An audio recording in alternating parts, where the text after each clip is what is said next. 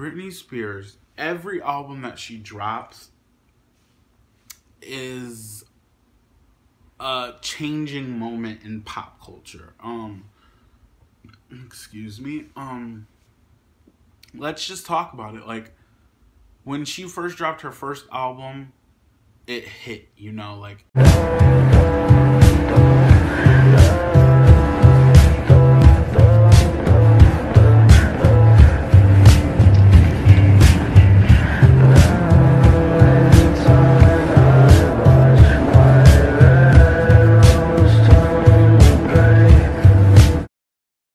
Hello motherfuckers, welcome back to my motherfucking channel. Today I am going to be reviewing the Femme Fatale album.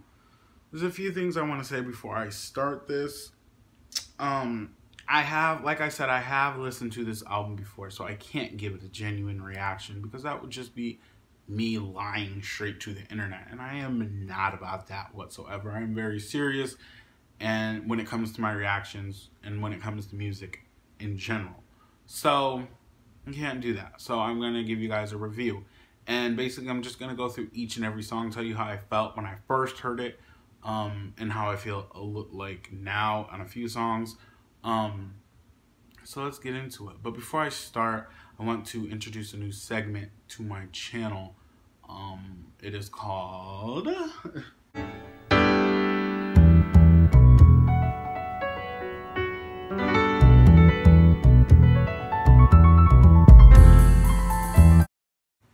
Exactly. Prince's QOD. QOD stands for Question of the Day, if you didn't know. And my question to you guys is, what is your favorite Britney Spears album up until Femme Fatale? So that is Baby One More Time to... is that her first album? I always get Baby One More Time and... Hit Me Baby One More Time. And what is the other song? I always get them confused, and you guys know what I'm talking about. From her debut album to Femme Fatale, what's your favorite album? I think if I'm putting that out there, I should say mine, and I think it's between her not debut album, her self-titled album Britney, and In the Zone. I think that era in pop music was just fucking sickening. I love that era. Nonetheless, though, all of her albums are fucking fantastic. Let's get into this, though. Before I start, please like and subscribe. Let's go. The first song on the album is Till the World Ends. I'm kind of going to be talking about both of them, the songs, you know, the remix and the original. Speaking of just, like, the original, or speaking on just the original, just her, I think Kesha, I'm not sure, I don't know, I remember, like, watching the video, but, like, was Kesha even a part of that? I don't know if she was just on the remix or what, but the song itself, just Britney, is sickening, okay? It can stand alone by itself, but the remix with Nicki and Kesha, now that's just, it's one of the greatest collabs of female pop, or not female pop, it's one of the greatest female artist collabs of all time. And it's one of the highest selling too, if I'm not mistaken. Like, that song really, and I honestly think that song changed pop music, you know. It gave Nicki a huge platform, Kesha, and then you just got the pop elite Britney Spears just thrown in the mix. I really wish they were all part of the official video. But let's get into the next song. Britney Spears, Hold It Against Me. The video, it was cute, and I think it honestly saved pop culture, let's be honest, okay?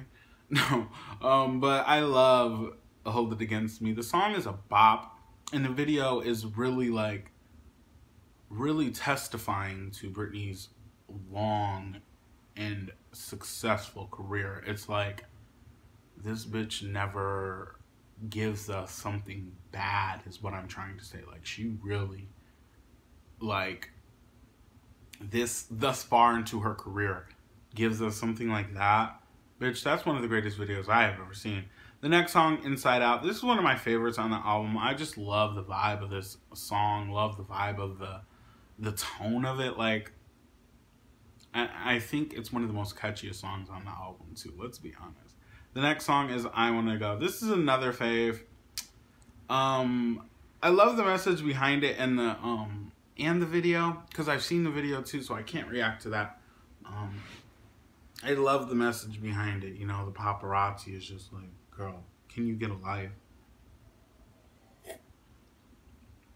And I honestly think that it did give me Womanizer vibes. Womanizer, you know, she really has that one song, an era, sometimes two, especially with Till the World Ends for this era, where it's just like it just like gives you a sense of why Britney Spears is one of the greatest pop stars of all time. And I think this video and song itself really set that standard for her, for this era. The next song is How I Roll.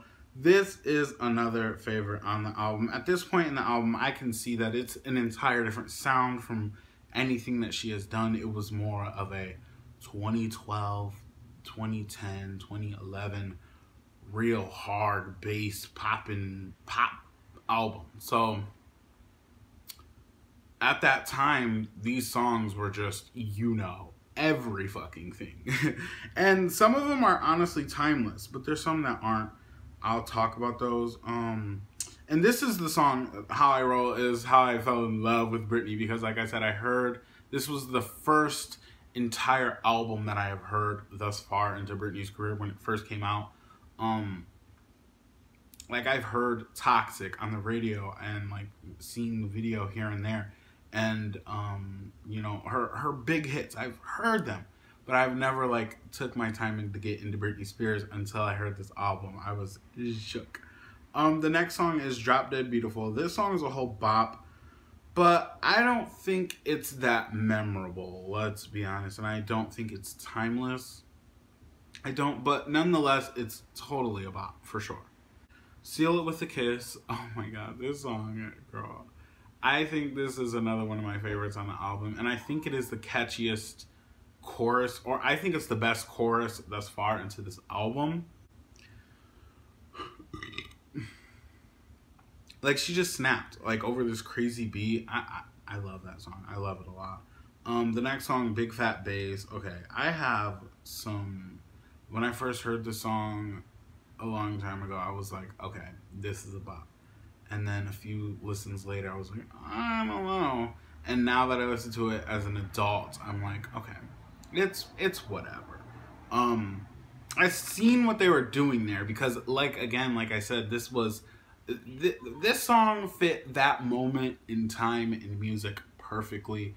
But that's it. Like, I don't think it could grow outside of that craziness that was this kind of music. But I do want to make something clear. Britney was really one of the founding fathers when it came to this kind of music, and really, I think she was the best to use this style of music, honestly. Her and Lady Gaga, for sure. The beat instantly caught my eye. Like, let's be honest, it's one of the most catchiest beats on the song, or on the album. And it's really just like a feel-good song, you know? There's nothing bad about it. I don't think it's really, well, it is a standout track because of the beat, honestly. It's a bop. Trip to Your Heart is a bop. The lyrics behind it, everything about it was just like wig. I think it's one of the best deep cuts of the album, if I'm being honest. Like, every song so far has been a 10 out of 10, but I think this one is like one of my favorites, if I'm being honest. The next song, Gasoline, another bop that stands out, and I love the flow of her voice. Like, for this song, yes, but just for the whole album, like, she really has a flow over the beats and really is a master when it comes to crafting anything that she does. Let's be clearly honest. Like, this bitch snapped, period. Criminal. Oh my god.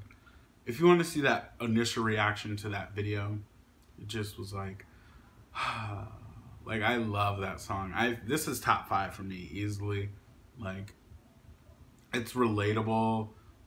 It's really just like, it was something different too. I honestly think this might be the best song on the album. Let me be honest. Like, I think it's the best song on the album, just because it was just so different. It stood out from the other tracks. And that video snapped, bitch. I will never not say that when it comes to this album. The Criminal video snaps. Let's be honest.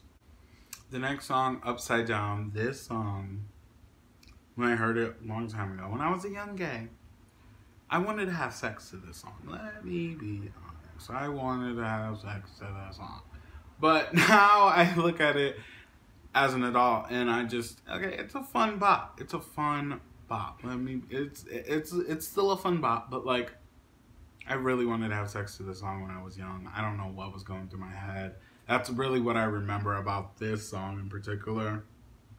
The next song is He's About to Lose Me. She sounds like Lorde on this song.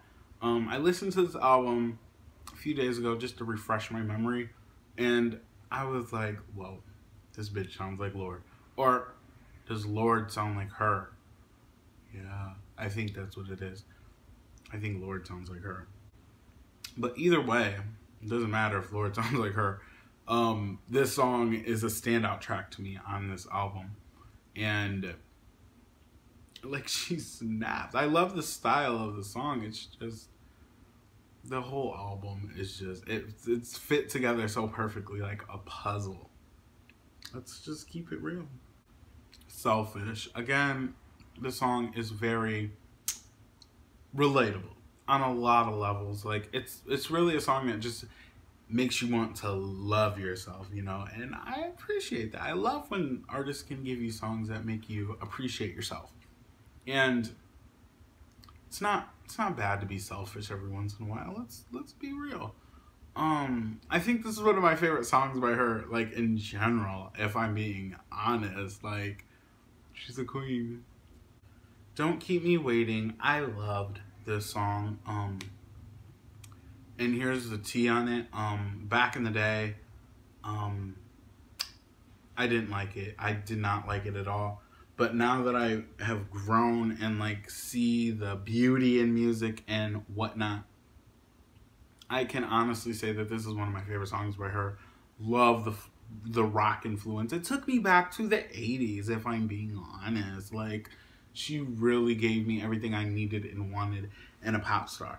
But I guess that's it for the album review. Now let's just talk about the overall album itself. I want to say this, and I want to make it clear. Britney Spears, every album that she drops is a changing moment in pop culture. Excuse me.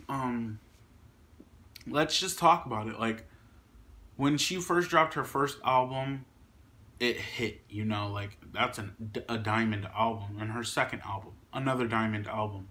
And those two albums really had I think it's diamond. I think her second album's diamond.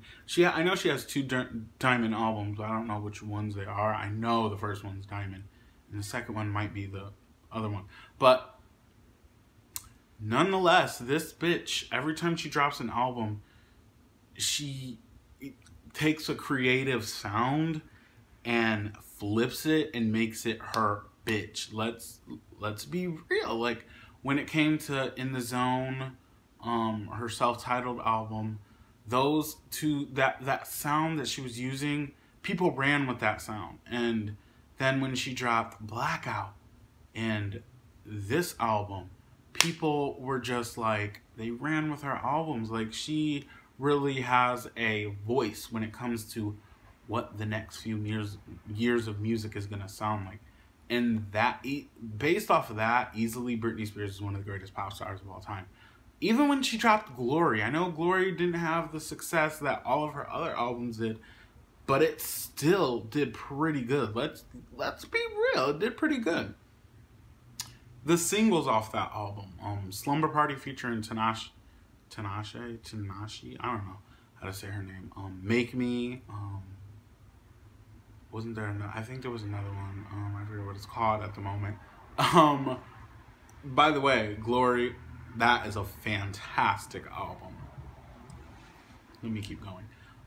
That sound of music, where it was kind of like a trap, like rap trap kind of vibe with pop music, so she mixed that together.